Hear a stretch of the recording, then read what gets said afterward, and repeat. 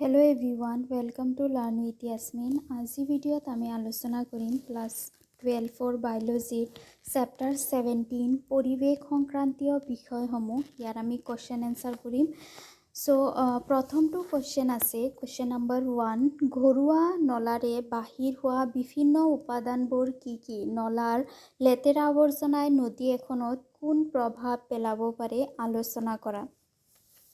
আমাৰ ঘৰৰ যিবোৰ নলা থাকে, যিবোৰ পাইপ থাকে, সেইসমূহেৰে বিভিন্ন ধৰণৰ উপাদান নিৰ্গত হয় আৰু সেই উপাদানসমূহৰ নাম লিখিব লাগে। আৰু এই নলাৰ পৰা ওলোৱা যিবোৰ লেতেৰা পানী আছে, যাক আমি পুতি জল বা সুৱেজ বুলি কওঁ, এই পুতি জলসমূহ যেতিয়া নদ নদীত গৈ পেলাই পৰে, তেতিয়া ই কেনেকুৱা ধৰণৰ প্ৰভাৱ পেলাব পাৰে নদী আদিত, সেয়া লিখিব লাগে। এনসাৰ হৈছে, ঘৰুৱা নলাৰে বাহিৰ হোৱা বিভিন্ন উপাদানবোৰ হ'ল নম্বৰ 1, গোটা আৱৰ্জনা যেনে ধূলি বালি। যিবোৰ ঘৰুৱা নলাৰে যিবোৰ উপাদান নিৰ্গত হয়, তাৰে ভিতৰত এটা হৈছে কি ধূলি বালি।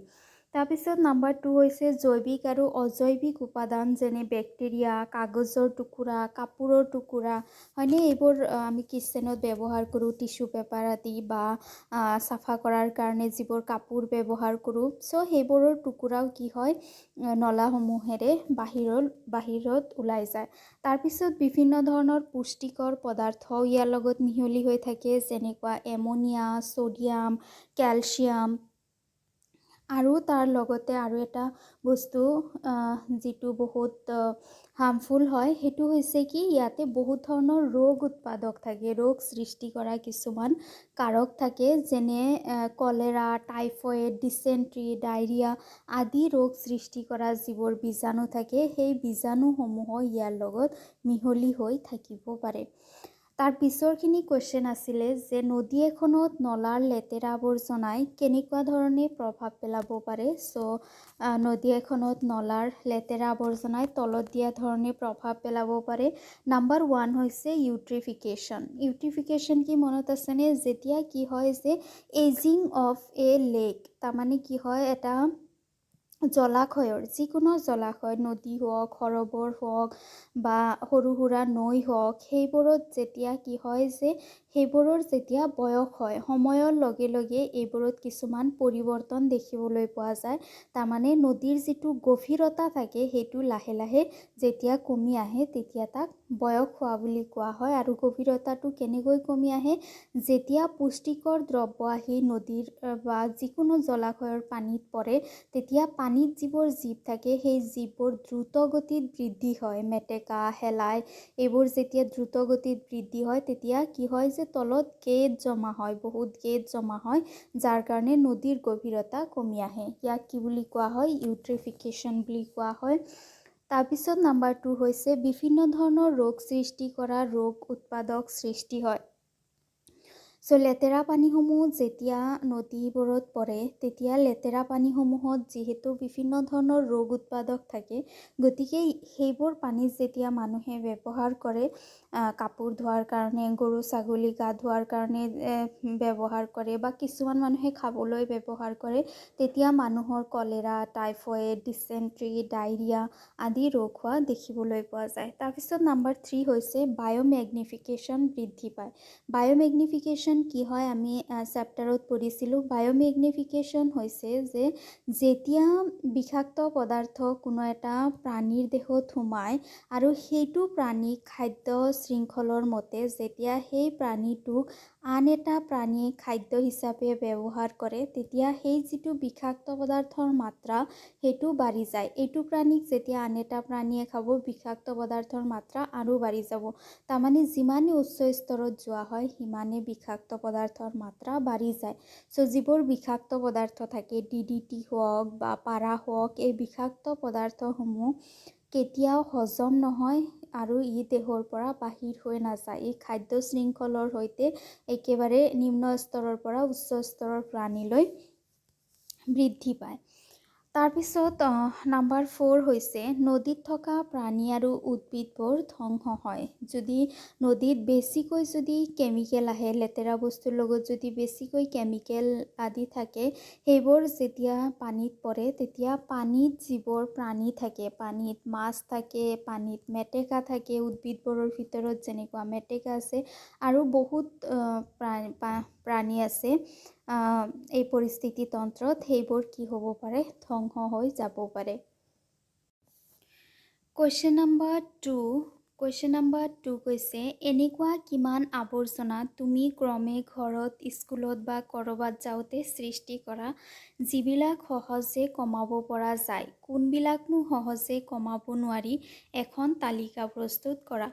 তাৰমানে তুমি দৈনন্দিন জীৱনত তোমাৰ নিজৰ ঘৰত, তুমি যেতিয়া স্কুলত বা কলেজত থকা নাইবা ক'ৰবাত যেতিয়া যোৱা গাড়ীৰে, বাইকেৰে, তেতিয়া তুমি কেনেকুৱা ধৰণৰ আৱৰ্জনা সৃষ্টি কৰা আৰু সেইবোৰ আৱৰ্জনা বায়'ডিগ্ৰেডেবল হয়নে, সেইবোৰক পচাব পৰা যায়নে, কোনবোৰ এনেকুৱা আৱৰ্জনা আছে যিবোৰক পচাব পৰা নাযায়, যিবোৰ নন বায়'ডিগ্ৰেডেবল হয়, তাৰ এখন তালিকা প্ৰস্তুত কৰিব দিছে। চ' এনচাৰ হৈছে প্লাষ্টিক, কাগজ, বৈদ্যুতিক সামগ্ৰী, ৰৈ যোৱা খাদ্য, কাঁচ, কাপ প্লেট, পলিথিন, মলমূত্ৰ, চাবোন, ডিটাৰজেণ্ট আদি আৱৰ্জনা আমি ঘৰত, স্কুলত বা ক'ৰবাত যাওঁতে সৃষ্টি কৰোঁ। হয়নে? প্লাষ্টিকটো আমি বহুত বেছিকৈ সৃষ্টি কৰোঁ। তাৰপিছত কাগজবোৰ, বৈদ্যুতিক সামগ্ৰী যেনেকুৱা মোবাইল ফোন, লেপটপ আদি যেতিয়া বেয়া হয়, তাৰপিছত ৰৈ যোৱা যিখিনি খাদ্য থাকে, তাৰপিছত কাঁচ তাৰমানে যেতিয়া কাঁচৰ কাঁহী বাতি আদি ভাঙি যায়, তেনেকুৱা ক্ষেত্ৰত আমি কাঁচ ৱেষ্ট মেটেৰিয়েল হিচাপে আমি উলিয়াওঁ। কাপ প্লেটবোৰ যেতিয়া ভাঙি যায় বা পলিথিন আমি ব্যৱহাৰ কৰোঁ, মলমূত্ৰ, জীৱ জন্তুৰ বা মানুহৰ মলমূত্ৰ, আমি ডেইলি চাবোন ইউজ কৰোঁ, ডিটাৰজেণ্ট ইউজ কৰোঁ, এই গোটেইবোৰ হৈছে কি আৱৰ্জনা, যিবোৰ আমি ঘৰত, স্কুলত বা ক'ৰবাত যাওঁতে সৃষ্টি কৰোঁ। হয়, এনেবোৰ আৱৰ্জনা আমি আমাৰ অভ্যাস আৰু জীৱনশৈলী পৰিৱৰ্তনৰ দ্বাৰা কমাব পাৰোঁ। আৰু এই যিবোৰ আৱৰ্জনা আছে, যিবোৰ আমি দৈনন্দিন জীৱনত উলিয়াওঁ, সেই আৱৰ্জনাসমূহ কম কৰাৰ কাৰণে আমি কি কৰিব লাগিব, আমাৰ যিটো অভ্যাস, আমাৰ যিটো হেবিট, সেইটো পৰিৱৰ্তন কৰিব লাগিব। যিমান কম পৰিমাণে আমি পলিথিন ইত্যাদি ব্যৱহাৰ কৰিব পাৰোঁ, সেইটো চাব লাগিব। আমাৰ যিটো জীৱনশৈলী, যিটো আমাৰ লাইফ ষ্টাইল, সেইটো চেঞ্জ কৰিব লাগিব, সেইটো পৰিৱৰ্তন কৰিব লাগিব। তেতিয়াহ'লেহে আমি এই আৱৰ্জনাবোৰক কি কৰিব পাৰিম, কম কৰিব পাৰিম। তাৰপিছত কুৱেশ্যনৰ বাকীখিনি পাৰ্ট, ইয়াৰে ভিতৰত পলিথিন, প্লাষ্টিক আদি পচাব নোৱাৰি, কিন্তু পুনৰ চক্ৰীকৰণৰ দ্বাৰা পুনৰ ব্যৱহাৰৰ যোগ্য কৰিব পাৰি। চ' আমি যিবোৰ আৱৰ্জনা আমি উলিয়াওঁ দৈনন্দিন জীৱনত, তাৰে ভিতৰত এটা হৈছে পলিথিন, যিটো বায়'ডিগ্ৰেডেবল নহয়। চ' সেই পলিথিন, তাৰপিছত যিবোৰ প্লাষ্টিক আছে, সেইসমূহক আমি পচাব নোৱাৰোঁ, কিন্তু ইহঁতক আমি ৰিচাইকেল কৰি ৰিইউজ কৰিব পাৰোঁ। ৰিচাইকেল কৰি পেলাই নতুন বস্তু তৈয়াৰ কৰি তাক আমি ৰিইউজ কৰিব পাৰোঁ।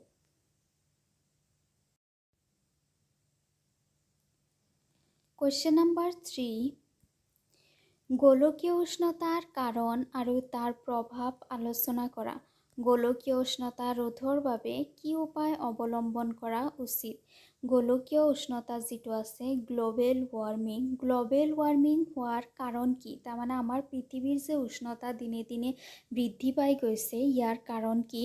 আৰু এনেদৰে উষ্ণতা বৃদ্ধি হ'লে কেনেকুৱা ধৰণৰ প্ৰভাৱ পৰিব পাৰে আৰু ইয়াক আমি কেনেকৈ নিয়ন্ত্ৰণ কৰিব পাৰোঁ? চ' ডাঙৰ কুৱেশ্যন, ইয়াতে 3টা ষ্টেপ হ'ব।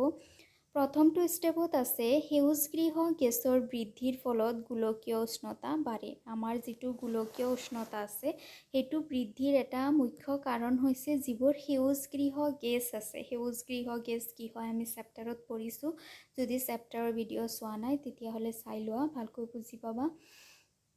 গোলকীয় উষ্ণতা বৃদ্ধিৰ কাৰণবোৰ হ'ল নাম্বাৰ 1 সেউজগৃহ গেছৰ মাত্ৰা বৃদ্ধি পোৱাৰ ফলত এই যিবোৰ সেউজগৃহ গেছ আছে কাৰ্বন মনক্সাইড কাৰ্বন ডাই অক্সাইড এইবোৰৰ কি আছে তাপ ধৰি ৰখা ক্ষমতা আছে ইহঁতে তাপ ধৰি ৰাখিব পাৰে যিহেতু এই গেছবোৰৰ মাত্ৰা বাঢ়ি গৈ আছে যাৰ কাৰণে কি হৈ আছে পৃথিৱীৰ যিটো উষ্ণতা সেইটো বৃদ্ধি পাব ধৰিছে নাম্বাৰ 2 গাড়ী মটৰ বাঢ়ি যোৱা আৰু জীৱাশ্ম ইন্ধন জ্বলোৱাৰ ফলত গোলকীয় উষ্ণতা বৃদ্ধি হৈছে সেয়া একে হয় যে গাড়ী মটৰ যেতিয়া বৃদ্ধি হৈছে তাৰমানে তাৰ পৰা বহুত পৰিমাণে কাৰ্বন ডাই অক্সাইড কাৰ্বন মনক্সাইড আদি বিষাক্ত গেছৰ সৃষ্টি হৈছে আৰু এই গেছবোৰে যিহেতু তাপ ধৰি ৰাখিব পাৰে সেইকাৰণে আমাৰ পৃথিৱীৰ উষ্ণতা বাঢ়িব ধৰিছে তাৰপিছত নাম্বাৰ 3 হৈছে নিৰ্বনীকৰণ গোলকীয় উষ্ণতাৰ এটা কাৰণ নিৰ্বনীকৰণ আমি কি কৰোঁ গছবোৰ কাটি দিওঁ গছবোৰ কাটি দিয়াৰ কাৰণে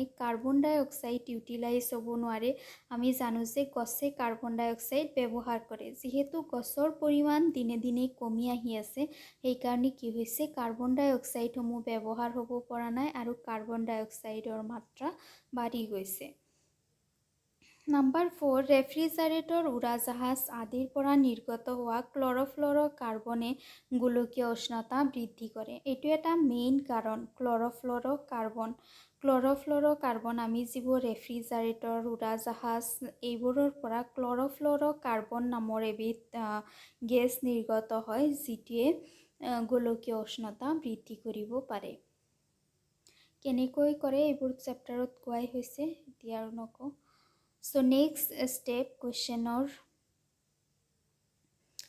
step answer হৈছে গোলকীয় উষ্ণতাৰ প্ৰভাৱ গোলকীয় উষ্ণতা বাঢ়ি গ'লে কেনেকুৱা ধৰণৰ প্ৰভাৱ পৰিব নাম্বাৰ 1 গোলকীয় উষ্ণতাৰ ফলত জৈৱ বৈচিত্ৰ্য ধ্বংস হয় আমাৰ যে জৈৱ বৈচিত্ৰ্য আছে বিভিন্ন ধৰণৰ উদ্ভিদ প্ৰাণীসমূহক লৈ যে আমাৰ জৈৱ বৈচিত্ৰ্যখন যে গঠিত হৈছে সেইটো কি হয় ধ্বংস হৈ যায় তাৰপিছত হৈছে সাগৰৰ পানী বৃদ্ধি হয় যেতিয়াই উষ্ণতা বৃদ্ধি হ'ব তেতিয়াই কি হয় যে মেৰু অঞ্চলৰ যিবোৰ বৰফ আছে বৰফবোৰ গলা ষ্টাৰ্ট কৰে যাৰ ফলত নদীৰ যিটো পানীৰ লেভেল সেইটো কি হৈ যায় বাঢ়ি বাঢ়ি গৈ থাকে দেন নেক্সট হৈছে বানপানী হোৱাৰ সম্ভাৱনা থাকে যেতিয়া বৰফ গলি যাব চ' সেইবোৰ পানী কি হ'ব লাহে লাহে আহি পেলাই নদীসমূহত পৰিব নদী ভৰি যাব আৰু তাৰপিছত কি হ'ব বানপানীৰ সৃষ্টি হ'ব তাৰপিছত নেক্সট হৈছে বৰষুণ অহাৰ ধৰণ পৰিৱৰ্তন হয় উষ্ণতা বৃদ্ধি হোৱাৰ লগে লগে বৰষুণৰ যিটো এটা পেটাৰ্ণ থাকে সেই পেটাৰ্ণটো চেঞ্জ হৈ যায় কিছুমান নিৰ্দিষ্ট মান্থ আছে য'ত কি হয় বৰষুণ হয় কিন্তু যেতিয়া গোলকীয় উষ্ণতা বৃদ্ধি পাই যায় তেতিয়া এনেকুৱা হয় যে বৰষুণৰ যিটো পেটাৰ্ণ থাকে সেইটো পৰিৱৰ্তন হয় উদ্ভিদৰ ৰোগ বাঢ়ি যায় চ' এনেকুৱা ধৰণৰ কিছুমান বীজাণু আছে যিবোৰ বীজাণু এটা নিৰ্দিষ্ট উষ্ণতাত জীয়াই থাকিব পাৰে অকণমান বেছি উষ্ণতাত চ' যেতিয়া উষ্ণতা বৃদ্ধি পায় পৃথিৱীৰ তেতিয়া এই বীজাণুবোৰ অতি সহজে আক্ৰমণ কৰিব পাৰে যাৰ ফলত উদ্ভিদসমূহৰ ৰোগ বৃদ্ধি পোৱা দেখা যায় থাৰ্ড স্তৰৰ এনচাৰ হৈছে গোলকীয় উষ্ণতা ৰোধৰ উপায়বোৰ হ'ল নাম্বাৰ 1 জীৱাশ্ম ইন্ধনৰ ব্যৱহাৰ কম কৰি সেউজগৃহ গেছৰ উৎপত্তিৰ পৰিমাণ কমাব লাগে যেতিয়াই জীৱাশ্ম ইন্ধন কম কৰা হ'ব জীৱাশ্ম ইন্ধন জ্বলালে এইবোৰ গেছসমূহ সেউজগৃহ গেছসমূহ যে সৃষ্টি হয় চ' জীৱাশ্ম ইন্ধন যদি কমকৈ ব্যৱহাৰ কৰা হয় গাড়ী মটৰ যদি এনেই বিনা কাৰণে যদি চলোৱা নহয় তেতিয়া কি হ'ব যে এই যিবোৰ গেছ আছে সেউজগৃহ গেছ সেইবোৰৰ উৎপত্তি কমি যাব তাৰপিছত নেক্সট হৈছে বেছিকৈ বননীকৰণ কৰিব লাগে যাতে সালোক সংশ্লেষণ হয় কাৰ্বন ডাই অক্সাইডৰ মাত্ৰা কমি যায় যেতিয়া বহুত গছ থাকিব তেতিয়া গছে কাৰ্বন ডাই অক্সাইডসমূহক ব্যৱহাৰ কৰিব যেতিয়া কাৰ্বন ডাই অক্সাইড ব্যৱহাৰ হ'ব তেতিয়া কি হ'ব উষ্ণতা কমি কমি আহিব কাৰণ তেতিয়া ই তাপ ধৰি ৰাখিব নোৱাৰিব চ' উষ্ণতা কমি আহিব তাৰপিছত নেক্সট হৈছে নাইট্ৰজেন অক্সাইডৰ পৰিমাণ কম কৰিবলৈ খেতি পথাৰত ৰাসায়নিক সাৰৰ ব্যৱহাৰ কম কৰিব লাগে। নাইট্ৰজেন অক্সাইড হৈছে এটা বিষাক্ত গেছ আৰু এইটো হৈছে যেতিয়া ৰাসায়নিক পদাৰ্থ খেতি পথাৰত ব্যৱহাৰ কৰা হয় তেতিয়া এইটো গেছ উৎপত্তি হয়। গতিকে ৰাসায়নিক সাৰ ব্যৱহাৰৰ সলনি আমি কি কৰিব লাগে? জৈৱিক সাৰ বেছিকৈ ব্যৱহাৰ কৰিব লাগে। নাম্বাৰ 4, CFC নিৰ্গত হোৱা উৎসসমূহ কম পৰিমাণে ব্যৱহাৰ কৰিব লাগে, যিটো আমি পালোঁ ৰেফ্ৰিজাৰেটৰ, তাৰপিছত এৰোপ্লেন, এইবোৰ কমকৈ ব্যৱহাৰ কৰিব লাগে যাতে CFC বেছিকৈ ৰিলিজ হ'ব নোৱাৰে। কুৱেশ্যন নাম্বাৰ 4, ক আৰু খ স্তম্ভ দিয়া বিষয়বোৰ মিলোৱা। ক স্তম্ভত কিছুমান নাম দিয়া আছে আৰু খ স্তম্ভত সেইবোৰৰ লগত মিল থকা কিছুমান ষ্টেটমেণ্ট দিয়া আছে, ইহঁতক মেটচ কৰাব লাগে। নাম্বাৰ 1 আছে অনুঘটকীয় ৰূপান্তৰক। অনুঘটকীয় ৰূপান্তৰক ব্যৱহাৰ কৰিলে কি হয়? কাৰ্বন মনক্সাইড আৰু নাইট্ৰজেন ডাইঅক্সাইডৰ যিটো উৎপত্তিৰ পৰিমাণ সেইটো কমি আহে। এই অনুঘটকীয় ৰূপান্তৰক গাড়ী মটৰত ব্যৱহাৰ কৰা হয়, তেতিয়া ইয়াৰ মাজেৰে যিটো কাৰ্বন ডাইঅক্সাইড, নাইট্ৰজেন ওলায় এইবোৰ কম ক্ষতিকাৰক গেছলৈ ৰূপান্তৰিত হয়। নাম্বাৰ 2 ইলেক্ট্ৰষ্টেটিক অধক্ষেপণ। এইটো হৈছে কি আণৱিক মৌল। এইটোৱে প্ৰদূষিত বায়ু যেতিয়া ইয়াৰ মাজেৰে যাবলৈ দিয়া হয় তেতিয়া অতি কম পৰিমাণৰ আণৱিক মৌল ই 99.9% বীজাণু মুক্ত কৰে, তাৰমানে প্ৰদূষণ কম কৰে, অকণমান ক্ষুদ্ৰ কিছুমান কণা ধূলিৰ কণা ৰৈ যায়। নাম্বাৰ 3 ইয়াৰ মাপ বা কণাৰ ঢিলা, তীব্ৰ কোলাহলৰ নিৰিখ। তাৰপিছত নাম্বাৰ 4 হৈছে দ ঠাই পূৰণ কৰা। নাম্বাৰ 4 হৈছে গোটা আৱৰ্জনা। গোটা আৱৰ্জনাৰে কি কৰা হয়? দ ঠাইসমূহ পূৰণ কৰা হয়। চ' আজি ভিডিঅ'ত ইমানখিনিয়ে। ভাল লাগিলে লাইক কৰিবা, ফ্ৰেণ্ডছৰ সৈতে শ্বেয়াৰ কৰিবা আৰু প্লিজ চেনেল ছাবস্ক্ৰাইব কৰিবা। Thank U.